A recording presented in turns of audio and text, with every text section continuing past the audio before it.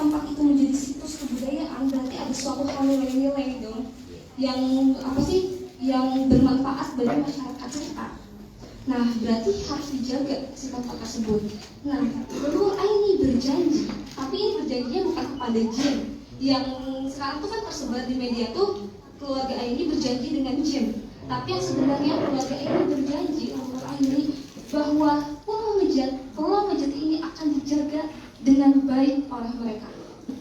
Nah, tapi ketika proses menjaga Pulau Mejati ini, karena Pulau Mejati ini mempunyai energi yang luar biasa, ada yang istilah paku alam, paku bumi, menyimpan sebuah paku alam yang salah satunya penyeimbang alam tuh ada di Pulau Mejati, di paku alam ini, dan itu harus dijaga.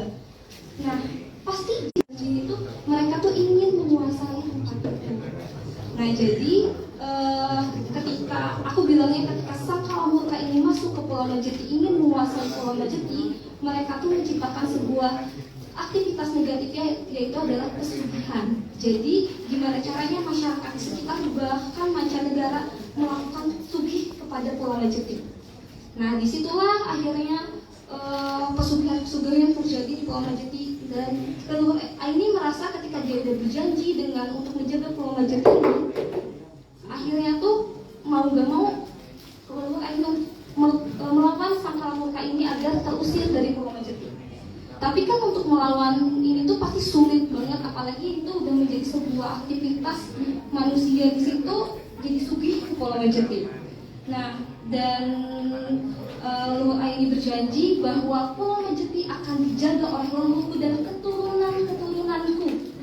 Dan akhirnya, gak tahu kenapa, turunan dari Leluhur Aini yang di Pulau Mejati, apalagi yang dari Aki ini, Sulaiman, mereka tuh rata-rata punya kemampuan supernatural, rata-rata. Dan mungkin turunlah dia yang hidup dengan raga kita.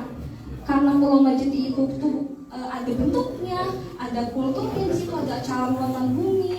Berarti mau nggak mau bukan sekedar batin, tapi aktivitas ini juga harus ikut mendukung kegiatan yang ada di sana. Iya, paling nggak kontrol secara inilah, datang sebulan sekali, 2 bulan sekali gitu ya.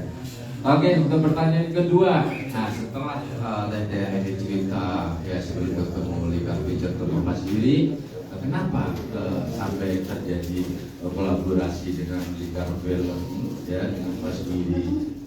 Apa? Oke, tadi mau dijelasin tuh sama Mas Willy, karena emang Aini tuh agak bukan sombong Mas Giri nih, tapi emang mikir-mikir nih sama keluarga tuh gimana ya, maksudnya kan kita bawa sebuah situs kebudayaan ya, keputusan ini tuh nggak bisa dari Aini sendiri gitu. Aini harus berkomunikasi salah satunya dengan orang-orang Pulau Mejati, dengan keluarga juga, karena kan kalau kita ambil kayak Aki Sahuri juga bukan hanya milik Aini gitu maksudnya.